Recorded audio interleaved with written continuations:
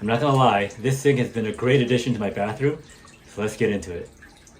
First thing you want to consider before purchasing this faucet is that your vanity has 3 holes in it. First for the hot water handle, and then for the cold water handle, and of course the faucet itself. So once you confirm that, it's actually very easy to install. I'll get to that in a second, but first let me just show you a little bit of a demo.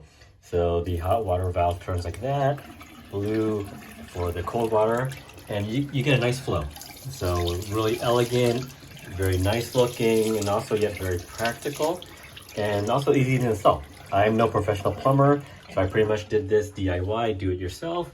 And really all it takes is threading those 3 fixtures into the hole there, tightening it, and then it comes with the hot water and the cold water, and then it's really just another piece to install into the faucet itself. It took me no more than about 30 minutes, and I really highly recommend it, and this has been my honest opinion.